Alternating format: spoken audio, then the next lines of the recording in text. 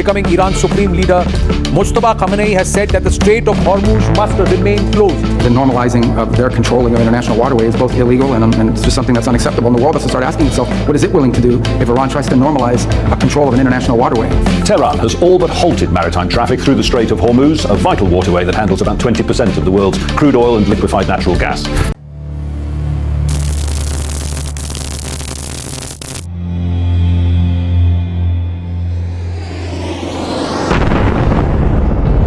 What happens if Iran closes the Strait of Hormuz?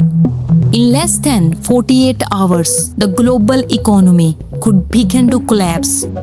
Gas prices would explode. Airlines would cancel flights.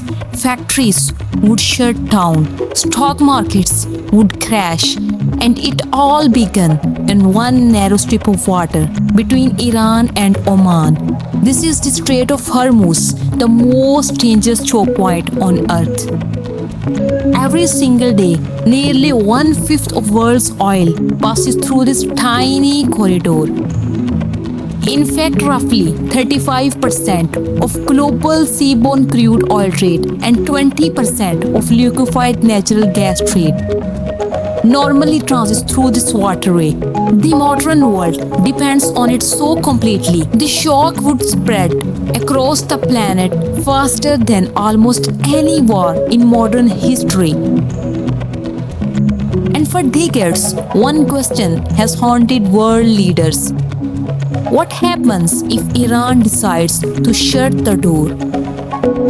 The Persian Gulf holds some of the largest oil and gas reserves on earth.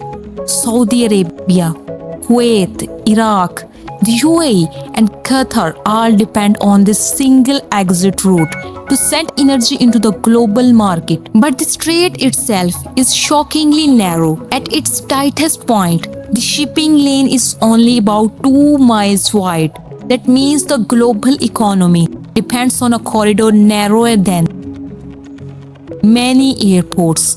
And on the northern side of that corridor sits Iran. From Iran's coastline and nearby islands, military commanders can watch nearly every tanker that passes.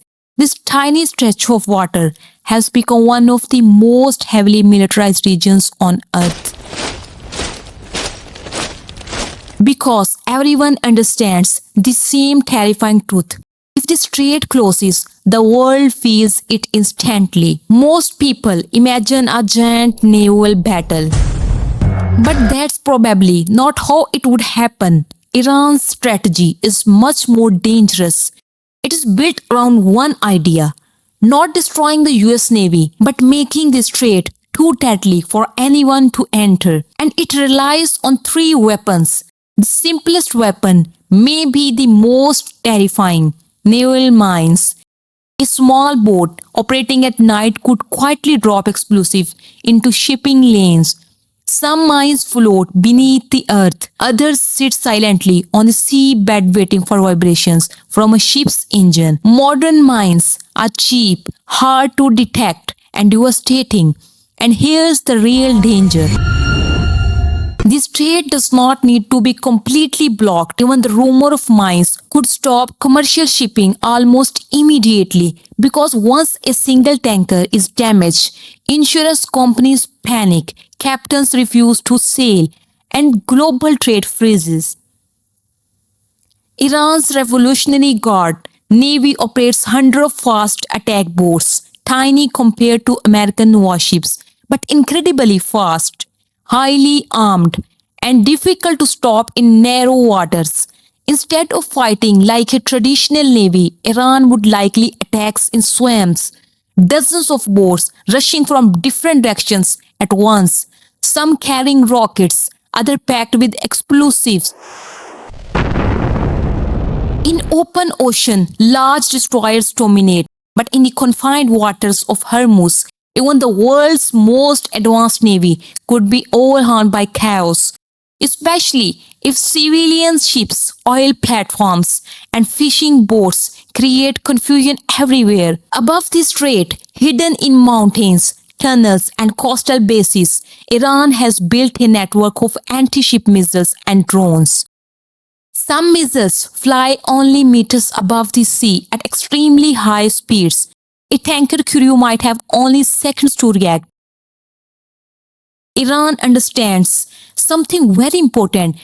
It does not need to defeat the United States military. It only needs to make the strait dangerous enough to paralyze global shipping. And if that happens, the economy earthquake begins immediately.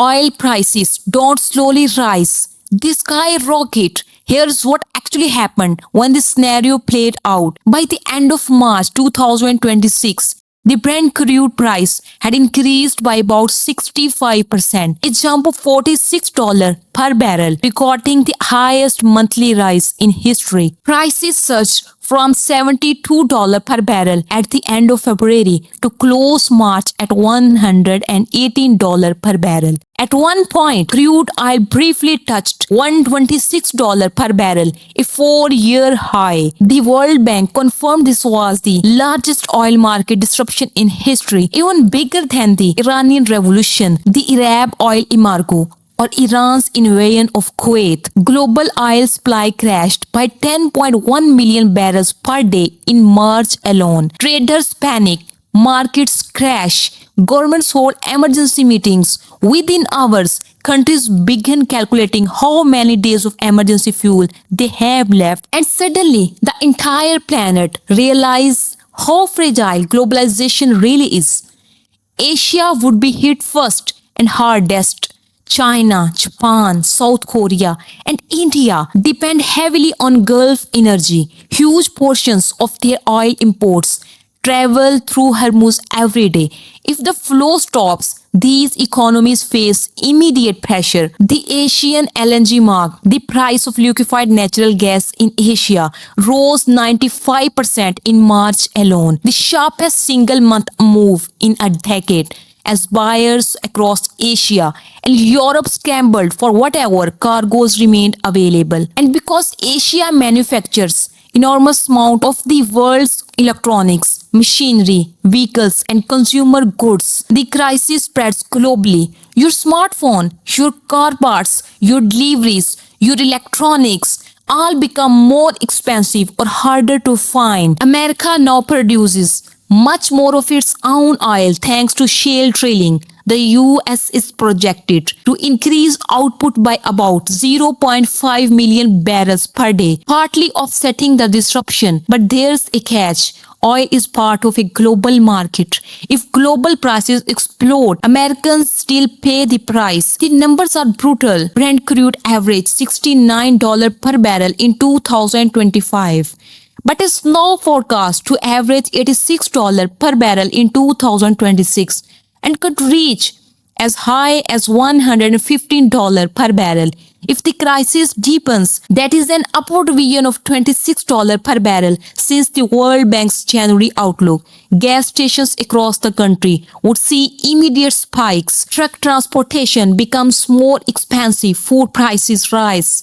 Air travel becomes more expensive, inflation surges again. And if this happens during an election year, the political pressure becomes enormous.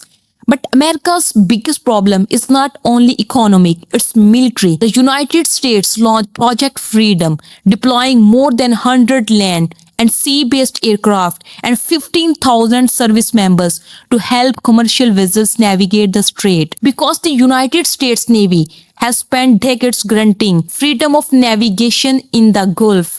If Hormuz closes, Washington faces a brutal dilemma: accept global economic collapse or reopen the strait by force. Before the conflict, 125 to 140 ships passed through the strait daily. By April 30, that number had collapsed to just 7 ships per day. Currently, around 1,000 ships are stuck, with approximately 20,000 crew members stranded on board. At least 25 vessels have been hit by gunfire since the conflict began. A shipping crisis becomes something much larger. Europe faces a different kind of disaster, an energy crisis. The continent imports huge amounts of fuel and natural gas. And in a Hormuz shutdown, competition for energy becomes savage. Countries begin scrambling for alternative supplies. Prices soar. The European Central Bank confirms the damage. Eurozone inflation jumped to 3% in April 2026. Industries that depend on cheap energy, especially manufacturing, face shutdowns. European natural gas prices are forecast to rise 25% in 2026 as competition for LNG intensifies. Lufthansa, Germany's flag carrier, has been one of the hardest hit, cutting around 20,000 short-haul routes from its summer schedule. And if the crisis continues into winter, millions of households could face heating shortage.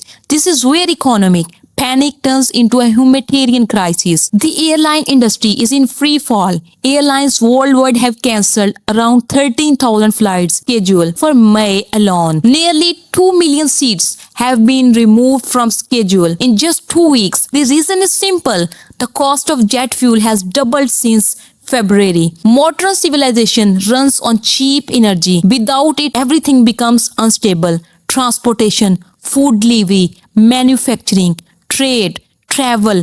If oil prices remain above $100 per barrel, the World Bank warns that up to 45 million more people could be pushed into acute food insecurity this year. The Strait of Hormuz is not just a shipping route, it is one of the central arteries of the modern world. The poorest people who spend the highest share of their income on food and fuels will be hit the hardest. Your country probably depends on the Strait of Hormuz more than you realize.